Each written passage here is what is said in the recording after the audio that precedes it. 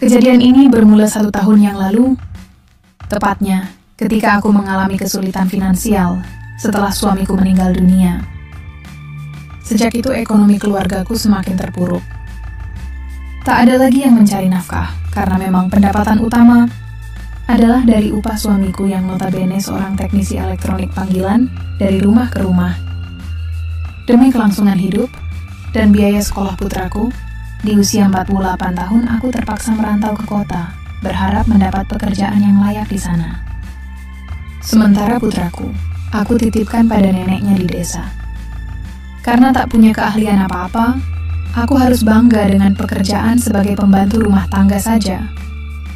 Tak sampai 1 bulan, aku tinggal di penampungan penyalur pembantu, hingga akhirnya aku diterima bekerja di sebuah keluarga seorang pejabat kaya.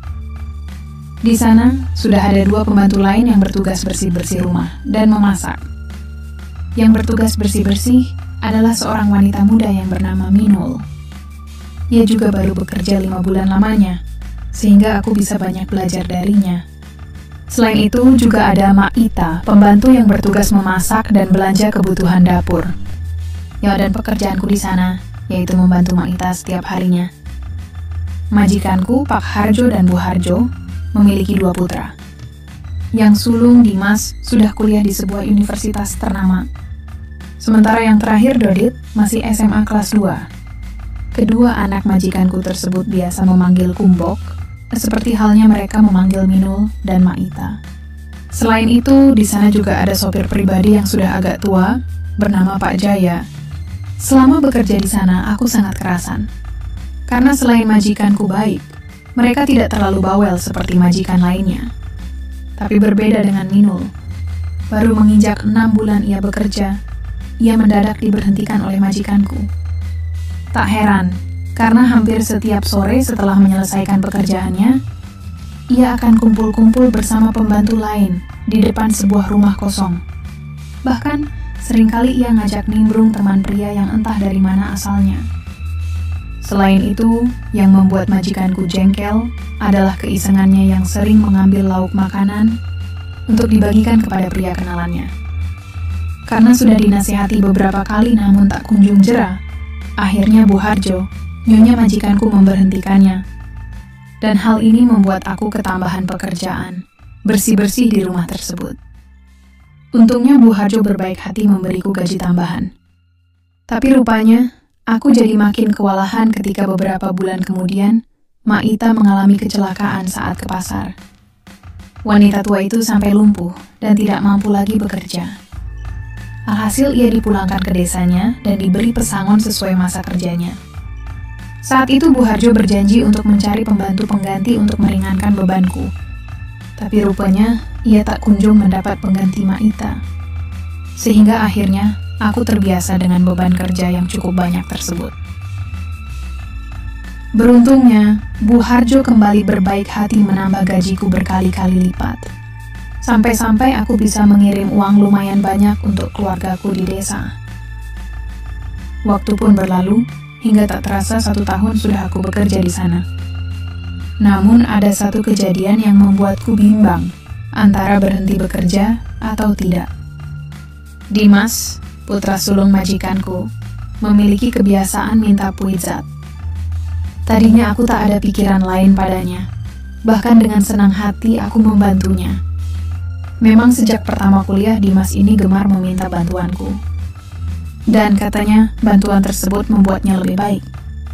Bu Harjo yang mengetahui hal itu pun kadang juga meminta bantuanku. Dan beliau pun mengatakan hal yang sama seperti Dimas katakan tersebut. Sampai suatu ketika, kedua majikanku beserta Dodit, putra bungsunya, berlibur keluar kota selama 1 minggu lamanya. Dimas tak ikut, karena ada ujian kuliah yang tak bisa ia tinggalkan, katanya. Namun, aku benar-benar tak mengira jika kepergian majikanku itu adalah awal peristiwa bersejarah itu bermula. Sehari setelah keberangkatan majikanku, tepatnya siang harinya sepulang kuliah, Dimas meminta puizat seperti biasa. Aku yang saat itu sedang memasak pun buru-buru meninggalkan pekerjaanku. Lalu tanpa prasangka apapun, kutemui dia di kamarnya. Dimas yang sedang nonton TV di kamarnya mendadak beranjak setelah tahu aku tiba di sana. Namun herannya, ia telah mulai fast buat siunya, membuatku bingung bercampur kahet. Biasanya ia tak pernah demikian sebelumnya. Tapi aku berusaha diam saja, dan berpikir mungkin ia gerah, karena saat itu cuaca memang sedang panas-panasnya. Tapi, saat aku hendak duduk di tepi di fan, mendadak ia juga meletakkan kabinet negara. Tentu saja hikmah kehidupan dunia fana tampak nyata di sana. Loh, Den, kok? Tanyaku kaget sampai-sampai aku tak bisa melanjutkan kalimatku. Biar lebih afdol, Mbok, ujar Dimas sambil merebuahkan dirinya. Dengan diliputi keraguan, akhirnya aku pun membantunya. Tapi sedetik kemudian, aku kembali dikejutkan tatkala TV yang ada di samping divan mendadak menyala. Ditambah siaran TV itu menayangkan sinetron muda-mudi asal negeri Sakura. Sebagai wanita yang hampir 5 tahun tak mendapat siraman rohani, hal itu sedikit banyak mempengaruhi pemikiranku. Sejenak, aku terpaku bahkan lupa jika seharusnya aku membantu putra majikanku. Loh Mbok, kok malah bengong? Suara Dimas membuyarkan lamunanku. Dengan jantung dak-dikduk, aku kembali membantu, meski sebenarnya pikiranku masih tertuju pada suara dari sinetron di TV itu. Aku berusaha mengalihkan deswiran yang timbul saat itu, dengan memikirkan keluargaku yang ada di desa. Hingga tak terasa 1/4 jam berlalu. Selesai Den, Mbok kembali ke dapur ya, kataku. Loh, yang lain belum kan Mbok? Kata Dimas sambil berbualik. Sontak saja aku terkesiap dengan penampakan hikmah kehidupan dunia fana tersebut. Tapi Dan, ujarku terhenti. Wes talah Mbok, sahutnya dengan nada tinggi. Akhirnya aku kembali mengikuti saran tersebut, sambil mengalihkan perhatianku ke arah lain. Aku merasa jengkel, dengan sikapnya yang tak sedikit pun merasa sungkan padaku. Apalagi di tengah bantuan bencana tersebut, mendadak Dimas menaruh jemaruiku, lalu meletakkannya pada hikmah kehidupan dunia fana tersebut. Dan, aku berusaha menghalau niat mulia tersebut. Tapi Dimas bersikukuh melanjutkan tujuan baiknya. Jujur perasaanku campur aduk, antara penasaran dan sungkan. Penasaran karena memang sejak lama tak mendapat siraman rohani, tapi sungkan karena Dimas merupakan putra majikanku, apalagi usianya jauh lebih muda dariku. Dan, apa kata Nyonya nanti? Ujarku berusaha mengingatkannya. Tapi bukannya menjawab, Dimas malah memintaku menunwuk. Dan serta-merta hikmah kehidupan dunia fana telah uap bumi semesta. Dan, ujarku berusaha menghalau badai California. Namun semua percuma karena Dimas terlanjur hanyut dalam sungai Papua. Selama berumah tangga dengan mendiang suamiku, belum pernah sekalipun aku disarankan solusi masalah demikian. Tapi entah kenapa, aku yang semula enggan, justru berubah antusias menyambut niat baik tersebut. Entahlah, aku bingung pada diriku. Seharusnya aku bisa menghalaunya, tapi kenyataannya justru sebaliknya. Darurat Bok, ujarnya. Hingga tak lama berlalu, Dimas tiba di pangkalan udara dengan memberi serta pundi-pundi rezekinya padaku. Suasana hening sejenak, dan begitu Dimas terdiam karena niat baiknya tadi, aku buru-buru pergi meninggalkan ruangannya. Mbok, tunggu, ujarnya, tapi kuabaikan panggilannya itu. Aku berlari menuju kamar dengan pikiran tak menentu. Sepanjang sore hingga petang, aku berdiam diri di sana. Ada rasa jengkel, malu, tapi beberapa tahun tak lagi skip ini pop-up. Rasa jengkel itu berangsur sirna. Paginya, aku yang baru selesai mandui, lagi-lagi dikejutkan dengan sikap putra majikanku itu. Dimas menunggu di balik pintu kamarku dengan tampilan yang membuat Deswiran hadir kembali saat itu. Seluruh jajaran kabinet serta jabatan sudah tak lagi menaungi istana negaranya. Aden, kenapa di sini? Bukannya menjawab, ia justru terpaku pada handworkku. Memang sudah kebiasaanku sejak dulu, jika selesai mandui akan seperti itu. Aku ada masalah lagi, Mbok, ujarnya. Mama maksud Aden apa? Lagi-lagi ia tak menjawab, dan justru memberi sambutan perkenalan, sambil berusaha mengalihkan handwork tersebut. Dalam upaya pagelaran kesenian tersebut, tentu saja aku tak bisa memusatkan pikiranku. Apalagi memang sudah sejak lama tak ada lagi yang menyarankan solusi problematika tersebut. Aku hanyut dalam aliran sungai Papua, dan tak urung aku menyambut niat mulia nan ceria dengan menyiapkan saran serta solusi permasalahan yang sama seperti sebelum-sebelumnya. Rupanya Dimas begitu tekun orangnya, bahkan ketika ia berjalan ke arah rerumputan padang Sahara, nada dering ponsel Nokiaku pun begitu nyaring lantunannya. Dimas berusaha konsisten dalam menyarankan masalah-masalah tersebut. Bahkan ketika ia meletakkan hikmah kehidupan dunia fana pada wadiahnya, serta merta ceramah rohani dan lantunan qosidah pun ikut serta pula.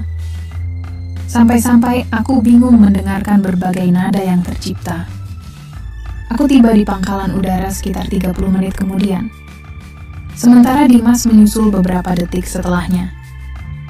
Terima kasih saran dan solusinya, Bob. Aku diam tak menjawab, karena sibuk mengatur lalu lintas angin. Sementara Dimas tiba-tiba beranjak tanpa berpamitan padaku. Aku tak tahu apakah harus jengkel atau berterima kasih dengan solusi permasalahan tersebut. Namun yang pasti rapat paripurna tersebut akan terus berlangsung, apalagi hanya aku dan Dimas selama beberapa hari di rumah. Sejak itu, aku dan Dimas tak lagi seperti pembantu pada majikannya. Tiada hari untuk absen rapat paripurna, menyelesaikan masalah serta problematika. Aku benar-benar telah larut dengan masalah-masalah yang sedemikian rupa. Bahkan darinya, aku banyak belajar tentang rumus-rumus baru serta arti kekompakan dalam menerapkan masalah yang datang. Lama-lama aku terbiasa, dan Dimas pun juga bersyukur dengan perubahan sikapku, apalagi aku selalu ada saat masalah tersebut tiba. Dan ketika kedua majikanku kembali dari luar kota, aku dan Dimas masih bisa mengatur waktu untuk rapat paripurna menyelesaikan problematika. Aku memberikan kunci ruanganku, sehingga ia bisa datang saat ada masalah yang mengganggunya. Begitupun sebaliknya denganku. Mungkin sekitar 2 tahun keakraban tersebut terjalin, hingga suatu ketika Dimas membawa pacarnya ke rumah untuk dikenalkan pada orang tuanya. Sejak itu, Dimas berubah padaku. Memang sikapnya masih manis padaku, tapi hanya sebatas bercakap-cakap biasa. Tak ada lagi solusi dan problematika seperti waktu lalu. Semua berubah dalam sekejap saja. Seperti kucing menemukan ikan, sayur lodeh tak akan dimakan. Aku menyadari jika aku hanya seorang pembantu, dan tak seharusnya aku mempertanyakan perubahan sikapnya itu. Tapi sebagai manusia, aku pun cemburu, namun aku berusaha mengabaikan perasaan itu. Sampai suatu ketika, rasa tersebut perlahan sirna. Saat aku mudik ke desa, seorang pria yang masih ada kerabat jauh denganku melamarku untuk jadi istrinya. Setelah menjalani masa perkenalan selama 3 bulan lamanya, kami pun menikah. Dari dia pula, aku diminta berhenti dari pekerjaanku sebagai pembantu, karena penghasilan suamiku sebagai seorang pedagang sayuran di desa sudah lebih dari cukup. Dengan demikian, aku menjalani hidupku sebagai ibu rumah tangga, memulai hidup baru dan meninggalkan masa laluku yang suram itu. Meski begitu, memori baik bersama Dimas masih sulit untuk aku lupakan. Dimas telah memberikan kesan dan riwayat yang begitu mendalam. Aku tahu, semua yang pernah kulalui tersebut adalah keliru, tapi aku berusaha memperbaiki kehidupanku dan menyongsong masa depan bersama suamiku. Untuk kehidupan yang lebih indah tentunya. Demikianlah kisah yang pernah kulalui selama bekerja menjadi pembantu beberapa tahun yang lalu. Pesanku, setiap manusia pasti pernah melakukan kesalahan, tapi tak ada kesalahan yang tak bisa dimaafkan. Tinggal bagaimana kita menyikapi kesalahan itu dan menjadikannya sebagai pelajaran untuk lebih baik lagi.